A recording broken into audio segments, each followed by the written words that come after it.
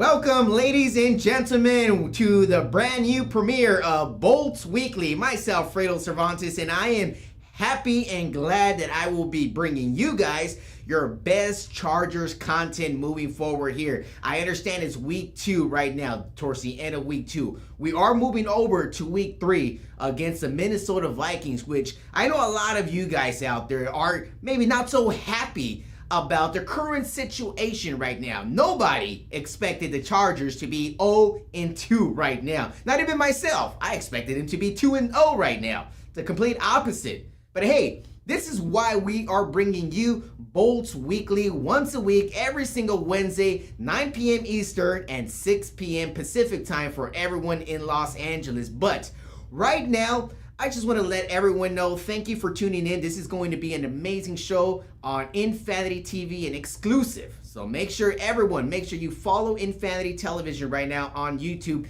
Follow us on Instagram at Infanity Television and at Bolt Weekly, because we're going to be bringing you a lot of great content. Because today we got a lot of great things to talk about. Of course, we just finished practice for the LA Chargers right now. Derwin James, Brandon Staley, and Justin Herbert just got an opportunity to talk to the media after practice, and they had a few interesting things to say.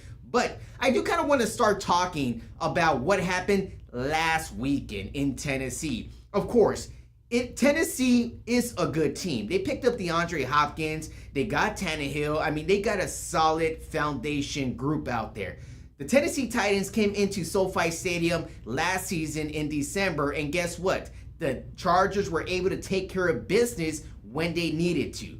But let's move forward a little bit to the playoff game. Of course, I know what happened in that playoff game. I was not in Jacksonville, but I was certainly watching every single play of that game. You know, right now, I kind of want to push you guys forward to that game, because that game kind of changed the way Brandon Staley moves forward on a daily basis.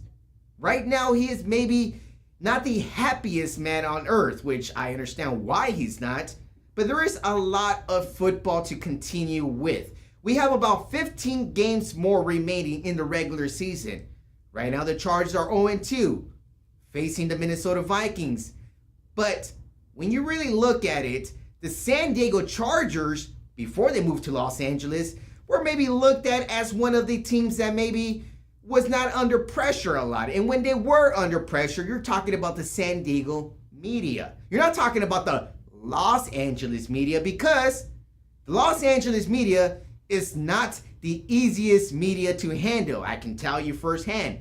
But when you look at what the Los Angeles Chargers currently stand in right now, in the last 3 games, all right, take a second and look at this. In the last 3 games for Justin Herbert, he has 0 turnovers. He has about 8 touchdowns. And you're talking about a lot of yardage that Herbert has been able to complete. And guess what his record is in the last 3 games? 0-3. 0-3 for Justin Herbert is not a good sign, especially a few weeks ago, he got a major contract. He became one of the largest contracts in NFL history. Yes, he is locked in here in Los Angeles, and he is grateful for the opportunity for the Chargers to believe in him. But do the Charger fans and the city of Los Angeles believe in Justin Herbert? You have to believe in Justin Herbert. Why? Because these last 2 games, and even the 3rd game, which was a Jacksonville game last season, was not on the hands of Justin Herbert.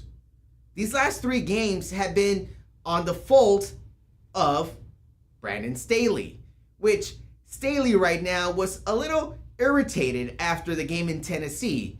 You know, he did talk to the media, in which I am going to talk about in a little bit coming up. But when you look at Brandon Staley, he's not built for the Los Angeles media, it seems like, because, like I was just mentioning, different pressure.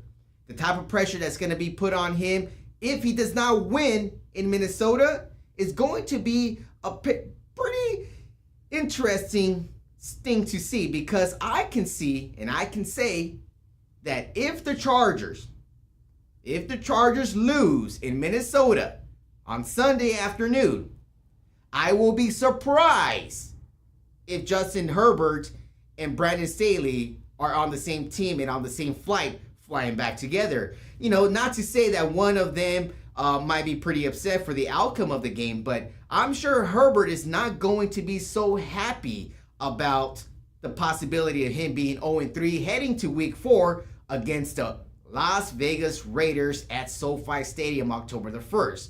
So that is going to be an interesting road trip for I guess you can say, the Los Angeles Chargers right now at 0-2. But I'm just so happy to see that Bolts Weekly is right here, right in front of your guys' face. So make sure you guys subscribe right now. Hit the notification button so you can go ahead and see all of the amazing coverage from the Los Angeles Chargers here with Infanity TV. We're going to go ahead and take a quick commercial break. When we return here, I'm going to go ahead and show you guys what Brandon Staley and Derwin James had to say today after practice. When we return here on Infanity TV. What's up, y'all? This is Lexi Brown with the LA Sparks, and you're watching Infanity TV. Profanity Nation. A podcast for the fans, by the fans. Dive deep into the topics the other shows miss. Raw and uncensored. And he's going to play team ball. His legacy is at stake. Rare, hard-hitting interviews with players, coaches, and you, the super fans. I'm not hating. I'm like, okay, cool. Good. 3 championships in 5 years. He's more than good, bro. Profanity Nation. Listen live or subscribe on your favorite podcast platform. Powered by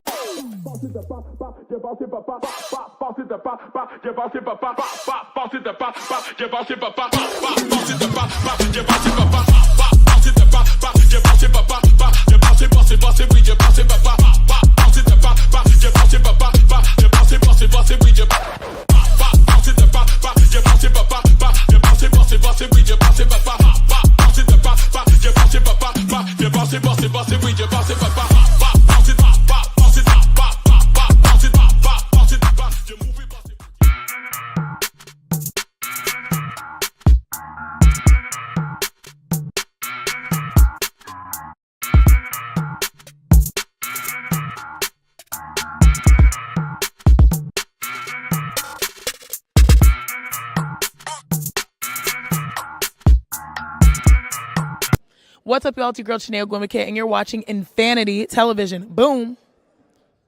And we're back here at Infanity TV Studios, live from Los Angeles, with the premiere of Bolts Weekly, hosted by myself, Fredo Cervantes. And yes, I was just talking to you guys about what the Chargers are going to be facing this upcoming week. We did get a chance to see what Brandon Staley had to say on Sunday after the game. For some of you guys that missed it, he got a little irritated. There was a few questions that were asked about the outcome of the game, and he didn't really take it so nice. He was not so happy about some of the questions that were asked by the media after the Tennessee loss in overtime, 27-24. And right now, I'm going to go ahead and take you guys to Brandon Staley, to the comments he had to say after the game.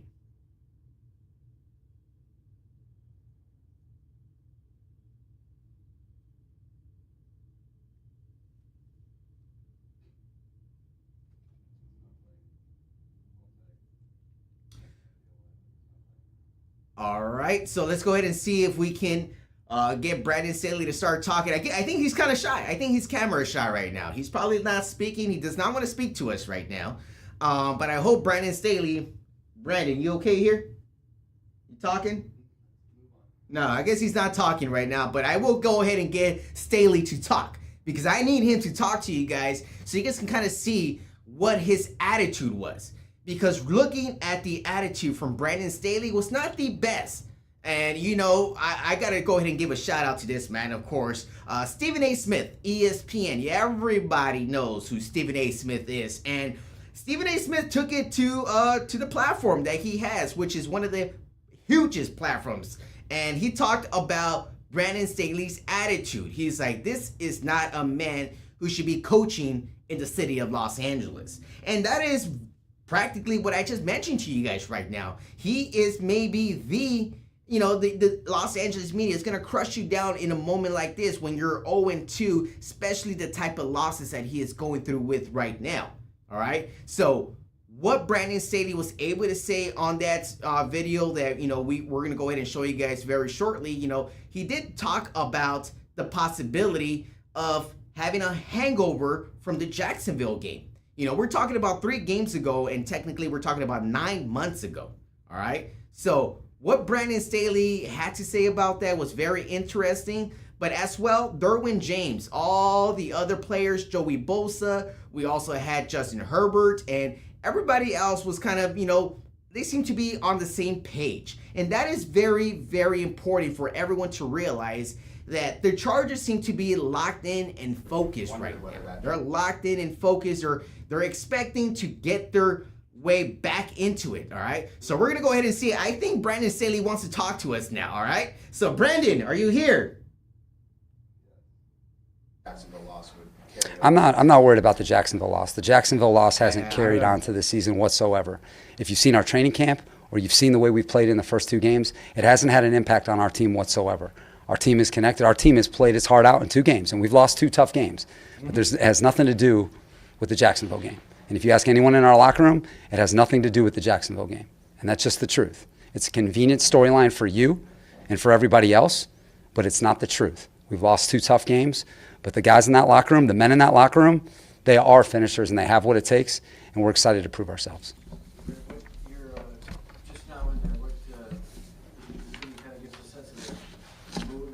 Yeah, we just lost a game in overtime, Jeff. So how do you think the mood is? How do you think the mood is? How do you think it is? It's tough. It's tough. It's a tough group in there. There's a lot of pride in that room, okay? And we put a lot into this, and we got a good football team. And so we've lost 2 tough games. We've got to bounce back, learn from our mistakes, and be ready for Minnesota. I mean, you now know what the mood is, because you can see the mood that Brandon Staley was in, and I'm happy that he was glad to talk to us right now, because he seemed a little shy earlier. But that is exactly what Brandon Staley's mood was after losing a tough game in overtime, 27-24 last Sunday. And right now they're moving on to Minnesota. Minnesota Vikings are also a similar team like the Chargers right now.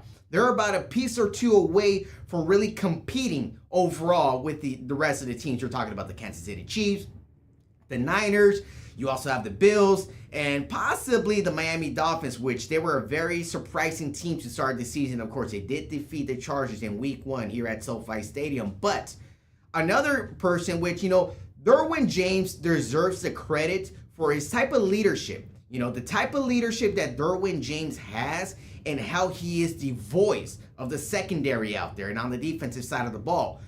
But there was one moment during Sunday's game which Derwin James picked up a flag on a late hit, which was apparently, according to the refs, was not a okay hit. And it was a critical moment in the game, because that led for an extra 10 yards, a first down, which allowed an extra 7 points, which were the 7 winning points for the Tennessee Titans on Sunday. But Derwin James got a chance to talk to the media after practice today, just a few hours ago, and his attitude seemed to be a lot better than Brandon Staley. Let's see if Derwin James is not too camera shy right here. Derwin James, what do you have to say, sir? How close do you think you guys are from being where you want to be? Very close, but like they always say, you gotta do something about being close. You can't just be close in this league. You gotta make it happen. Are you kind of that voice for this young secondary, and how much are you trying to bring those guys along with you? I am the voice to the secondary, and like I said, it starts with me getting better and relaying the message, making sure everybody communicating, seeing it the same, and we getting off the field when it counts on the 3rd down, and we ain't making the penalties to keep us on the field, to keep the drives going. All right, so that was Derwin James right there talking to the media earlier this afternoon after practice, and it seemed like he had a much better attitude and seemed to not be camera shy. But Derwin James is the voice of this team. He has always been that man since being drafted in 2018 by the Los Angeles Chargers. And right now, this team is stacked up. I know most of you guys might be thinking, well, Fredo, we're so good. This team is so great. You got Derwin James. You got Joey Bosa. You got Khalil Mack. You got Gilman. You got the return of Rashawn Slater on the offensive line. You got Justin Herbert. Yes, Austin Eckler's a little banged up right now, which to give you guys an update on the Austin Eckler situation, Austin Eckler is not expected to play this Sunday in Minnesota. So this will be the second consecutive game that Eckler will miss for the Los Angeles Chargers. But keep this in mind, guys. Keep this in mind because I'm sure Eckler, because we all recall what happened during the offseason, Eckler was not so happy with the team. Why? Because he didn't get the contract. He didn't get the money that he wanted. He seeked out a trade with multiple teams. The Chargers at the end of the day were like, no, we're not going to trade you. You're going to stay here. You're locked in for one more year. And that's exactly what he's thinking about right now. He's like, well, you know what? I'm a little banged up. My ankle's a little swollen. I can't really play right now. I can understand that attitude from Austin Eckler right now. That's just what I'm hearing. So what else can we ask of Joshua Kelly? Joshua Kelly, coming into his third year here with the Los Angeles Chargers out of UCLA. Of course, shout out there to that man. But Joshua Kelly seemed to pick up the slack for Austin Eckler in Tennessee. He was able to run the ball. He was effective when needed. Of course, the offense is not the problem with this team. It's not the offense. It's the defensive side of the ball. I really, really hope that Brandon Staley makes big adjustments, not slight, big adjustments. In game 1, you gave up 36 points to a Miami team. Then you gave up 27 points to a Tennessee team. A team you were up 11-0 at one point in the first quarter in Tennessee.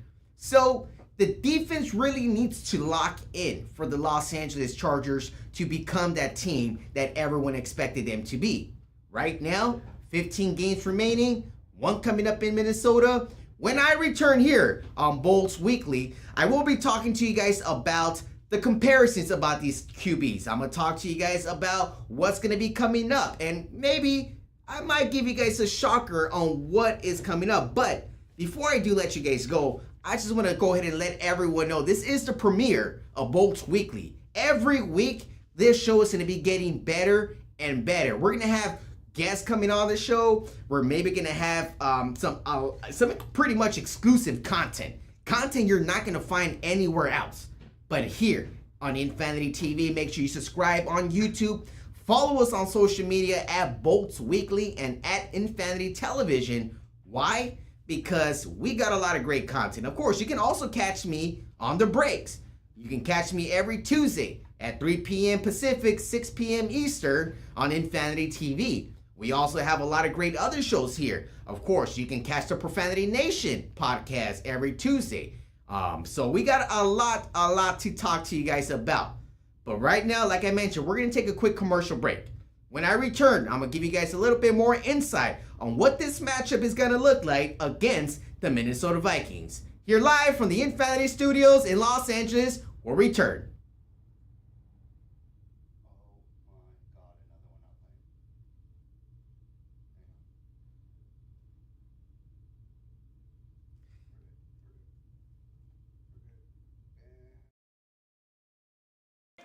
What's up, y'all? This is Lexi Brown with the LA Sparks, and you're watching Infanity TV. Profanity Nation. A podcast for the fans, by the fans. Dive deep into the topics the other shows miss. Raw and uncensored. And he's going to play team ball. His legacy is at stake. Rare, hard-hitting interviews with players, coaches, and you, the super fans. I'm not hating. I'm like, okay, cool. Good. 3 championships in 5 years. He's more than good, bro. Profanity Nation. Listen live or subscribe on your favorite podcast platform. Powered by...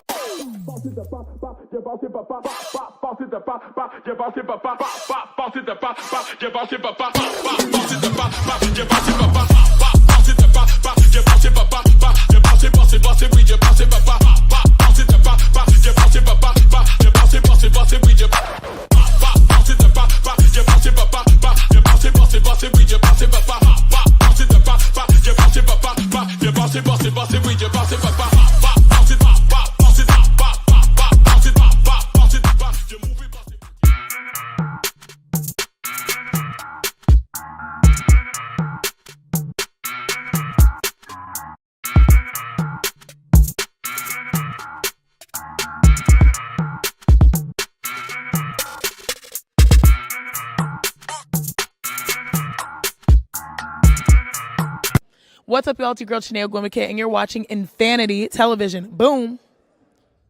And we're back here on the Bolts Weekly premiere on Infanity TV. Again, I'm going to say it again. Make sure you follow us at Bolts Weekly because we're going to be doing a lot of great content for you guys. But right now, I really want to go ahead and get deep into the next matchup because this is very much a must-win situation for the Los Angeles Chargers. And we're not facing an easy team here. We're going against a tough Vikings team in Minnesota who are also 0-2.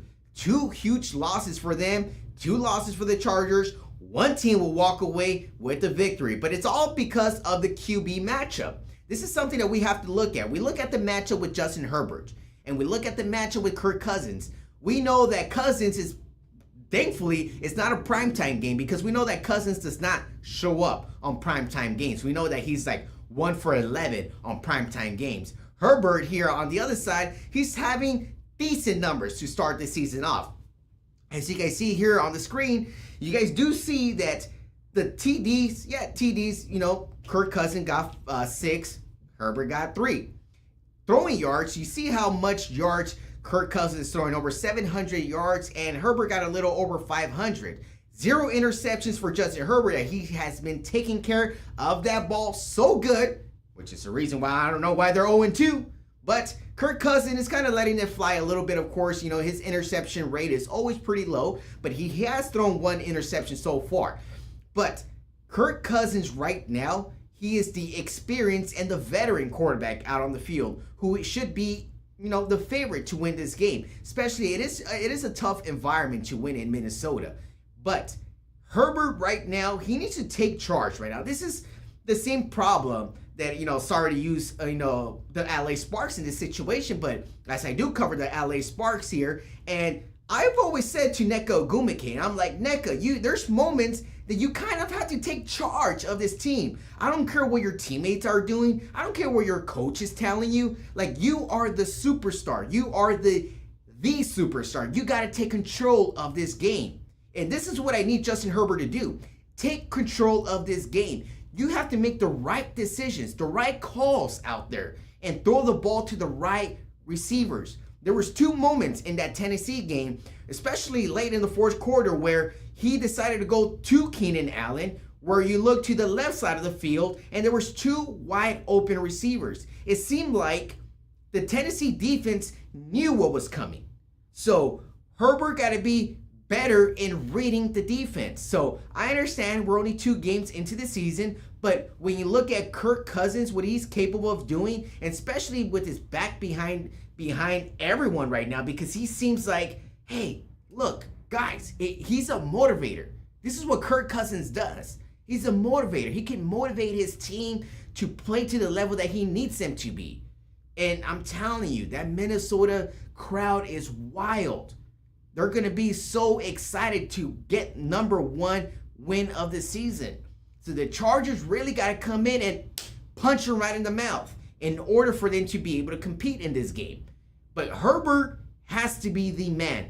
Herbert needs to throw for 3 touchdowns in this game. Yes, only throwing for 3 touchdowns in 2 games is maybe not the best, but he got to get the ball and sling it out left and right and center. He got to go ahead and move the ball. Joshua Kelly needs to also move the chain. And of course, one impressive player has been Gerald Everett. Gerald Everett, the tight end for the Chargers entering his 2nd season with the team, he has been impressive in his first 2 outings. Of course, one of the guys that also needs to step up is Quentin Johnston out of TCU, rookie.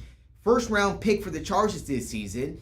He really needs to be he needs to create space for himself. He has not been able to create much space in this new offense right now. But again, that is Kellen Moore's problem right there. Kellen needs to go ahead and put the players in the right place. And Kellen, if you're listening to me right now, Kellen Moore, sling the ball. Let Justin Herbert just throw the ball out there. Right now, this is like, you know, you're 0-2. You got to do something new. What's been going on in the first 2 games, yes, it's been impressive. But now you got to realize, as the offense, you got to realize, like, okay, the defense is not going to win us the game. The offense has been taking care of business, but now You got to elevate your offense to another level to be more explosive than what you have been in the first 2 games. Because that's what's going to win this game in Minnesota. The offense got to explode for 40-plus points. Because we know that the defense will give up roughly a little over 30 points. So in order to win, you got to go ahead and outscore them. And that's something that Herbert, Kellen Moore, and Brandon Staley got to go ahead and take care of. But before we do end the show right now, I do want to talk a little bit about the schedule that's going to be coming up. The Chargers schedule is going to be a little rough, but there is a few games that are going to be coming up that are going to be looking pretty interesting. Of course, we're talking about the Minnesota game that's going to be coming up right now this upcoming Sunday, which is going to be a 10 a.m. kickoff here in Los Angeles. Then the next following week, which is going to be October 1st, we're going to be looking at the Las Vegas Raiders. That is going to be a game that if, I don't want to predict too much, but I think the Chargers should be able to take care of them. Why? The defensive side of the ball is a lot uglier for the Raiders than it is for the Los Angeles Chargers right now. And of course, the Chargers right now are 2-0 at SoFi Stadium with fans inside against the Raiders. So the Raiders have not been able to win a game at SoFi Stadium since it opened with fans. So the Chargers have the advantage there, but then you got some interesting games coming up right after that. You got the Dallas Cowboys on Monday Night Football here in Los Angeles. Then you got Sunday Night Football the following, I think 2 weeks later, against the Chicago Bears. The Chicago Bears are just a total mess right now. So that seems to be a walk in the park for the Chargers. And as well, the Chargers will be traveling to Kansas City in about a month from now. So the Chargers got about a month, 4 weeks to kind of get settled in, get Austin Eckler back nice and healthy.